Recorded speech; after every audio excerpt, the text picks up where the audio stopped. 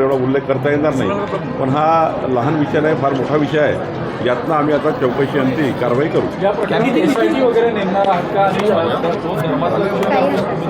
नाही, संवेदनशील विषय आहे. अमरावतीमध्ये असा विषय होणे अजून संवेदनशील आहे आणि त्यामुळं या विषयाचं गांभीर्य सरकारकडे आहे आणि यामध्ये आम्ही मोठी त्या ठिकाणी यंत्रणा लावून त्याची चौकशी करतो. पुण्यामध्ये समाज कल्याण विभागाच्या वसतिगृहामध्ये तिथल्या विद्यार्थ्यांनी जो हिडमा नक्षलवादी होता याचं उदात्तीकरण करणारे गाणी आणि प्रदर्शन केलेलं आहे. यासुद्धा काही कारवाई केली जाणार आहे? नाही, मला आता ते बघावं लागेल. त्याची दखल घेतली असेल तिथे पुण्यामध्ये, पण अशा विचार आणि असं विचार अंगीकारून कार्यक्रम करणे काही योग्य नाही. नितीन गडकरी यांनी व्हीएसआर कंपनीच्या विमानातून प्रवास करू नये असं म्हणतात रोहित पवार. असं आहे की रोहित पवार काय बोलले, नितीन गडकरी साहेब काय बोलले याचा माझा काहीच चर्चा यायला नाही, संदर्भ नाही. रोहित पवार आजकाल मीडियामध्ये त्यांचे संदर्भ, त्यांचे विषय टिकवण्याकरता ते बोलतात. मला नितीन गडकरी त्यांच्याशी काय बोलले मला माहिती. कॅबिनेट बैठक झाली, मुख्यमंत्री म्हणून पाहता आलं नाही. शिंदे अनुपस्थित होते, काल कॅबिनेट बैठक झाली, एकनाथ शिंदे अनुपस्थित होते. याकडे तुम्ही काहीच संदर्भ नसतो. मी काल नाही जाऊ शकलो. मंगळवारी कॅबिनेट असतं, ती सोमवारी झाली. आम्हाला वाटलं बुधवारी होणार, त्यामुळे मी पुण्यामध्ये होतो. मी मुख्यमंत्र्यांची मान्यता घेतली.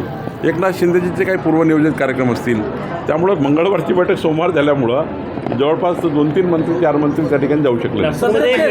ट्रेनमध्ये 4 कोटीचं कोकेन सापडलेलं आहे. मुंबईमध्ये देखील एक प्रकार पुढे आलेला आहे की ड्रग्सच्या ओव्हरडोसमुळे 2 विद्यार्थ्यांचा मृत्यू झाला. तेच सांगतो की आमचं सरकार हे संवेदनशीलपणे प्रत्येक घटनेला पकडत आहे. अशा व्यवसाय करणारे जे या ठिकाणी लोक आहेत, कोकीन, ड्रग्स वगैरे, मोठ्या कारवाया सुरू झालेल्या आहेत. सरकारच त्या ठिकाणी मोठ्या प्रमाणावर सुमोठं या ठिकाणी मोठ्या कारवाया करतात. आधी तर कारवायाच व्हायच्या नाही.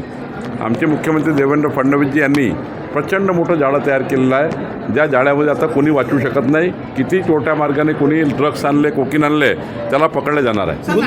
भोंदू खराबचं एन्काउंटर होऊ शकते असं म्हणतायत प्रणिती शिंदे. मराठी उदाहरण असं आहे, मी आधीच सांगितलं होतं सर्व नेत्यांना आणि सर्व लोकांना की माननीय मुख्यमंत्र्यांनी सभागृहामध्ये, विधिमंडळामध्ये संपूर्ण प्रकरणाची वस्तुस्थिती मांडली आणि सर्व राजकीय लोकप्रतिनिधी सर्वांना विनंती केली की तुमच्याकडे काही पुरावे असतील ते तुम्ही SITला द्या. हे पुरावे न येता काहीतरी तोंडाच्या वाफा फेकण्याकरता अलग अलग गोष्टी काही लोक करत आहेत. मला वाटतं सेन्सिटिव्ह चौकशीमध्ये अशा प्रकारचे विधानं करून अशा चौकशा भरकवण्याचे प्रयत्न काही लोकप्रतिनिधी करतात आहे. त्यांना माझी विनंती आहे की अशा प्रकरणामध्ये SITकडे माहिती द्या ना. तुम्ही याला एन्काउंटर होणार आहे, त्याचा एन्काउंटर होणार आहे, कशाला असं मीडियामध्ये आपण स्पेस घेण्याकरता या ठिकाणी बोलत असता. सेन्सिटिव्ह प्रकरणाची काळजी घेतली पाहिजे. लोकप्रतिनिधी बोलताना विचार केला पाहिजे. पवार यांना मुख्यमंत्री पाहायचं असं अदिती तटकरे बोलले की त्यांच्या त्या भावना आहेत, त्या बोलल्या आहेत. नाशिकचे आयजी दत्ता कराड, मैंने इससे पहले बोला है कि उसकी पूरी जांच माननीय मुख्यमंत्री जी ने खुद कहा है आपको, मीडिया में भी मुख्यमंत्री जी ने कहा है और मुख्यमंत्री जी ने ऐसे आदेश दिए हैं जो IT कंपनी जिन्होंने ये प्रकार से अश्लील सारी चीज़ें की है, माननीय मुख्यमंत्री जी कार्रवाई कर रहे हैं. उन्होंने बहुत कड़े निर्देश दिए हैं. नाशिकचे आयजी